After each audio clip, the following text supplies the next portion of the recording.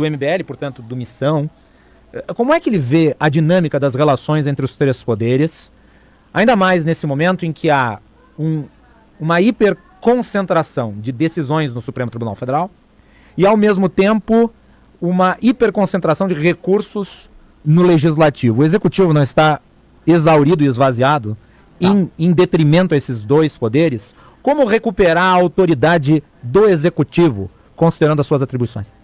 Eu vou começar parafraseando o ministro Supremo, que estava, né, em Lisboa, né, num desses eventos que mostram a concentração de poder do Judiciário, falou que, olha, o século XIX foi o século do Legislativo, o século XX foi o século do Executivo e o século XXI é o século do Judiciário. Né? A ideia do espalhamento de poder numa nação defeituosa e corrupta como o Brasil, ela faz parte de um contexto de uma nação oligárquica em que o poder ele é repartido entre oligarquias as mais diversas. E uma oligarquia no século XXI, como a nossa, ela se dá de uma maneira nova, não é só oligarcas, vamos dizer, rurais, representantes de famílias, donas de determinadas regiões, como a gente conhece, os odoricos, paraguaçus pelo Brasil. Não, um chefe de um sindicato que faz pressão judiciária também, ele é um oligarca, um oligopólio de um determinado setor como bancário também, oligarca. A gente tem oligarcas de toda sorte que repartem o poder. O Brasil é a Rússia dos trópicos? Claramente. A gente só faz calor, mas se for pegar todos os vícios russos, estão presentes aqui. Né? A gente só não tá atacando bomba nos vizinhos ainda, né?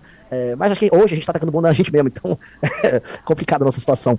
A real, o que eu vejo, é naturalmente um sistema disfuncional. A Constituição de 88 ela foi construída de modo a atribuir muitos poderes ao Legislativo. Ela foi pensada originalmente como uma Constituição parlamentarista, depois ela foi transformada, né, num modelo presidencialista. Ela é confusa nesse sentido. E como nós, e é um drama da nossa democracia, como os nossos gestores públicos são muito ruins, Guilherme, assim, a real, eu acredito enquanto um liberal, nesse sentido do princípio da subsidiariedade, mas se você ir numa cidade no interior do Brasil, se for aí numa cidade no interior do Rio Grande do Sul, você vai ficar desesperado com o que você vê. Há uma ausência de capital humano capaz de fazer uma gestão boa para entregar bons serviços para as pessoas, salvo algumas exceções.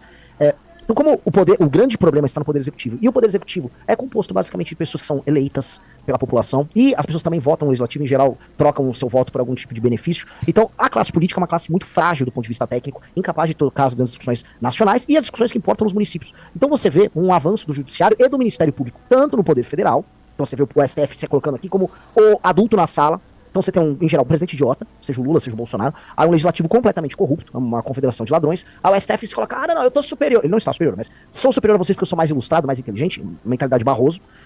E aí ele começa a se imiscuir e os outros não têm força pra enfrentar. O legislativo não tem força moral e o executivo, em geral, é incapaz. Só que eu queria te comentar, isso acontece nos municípios.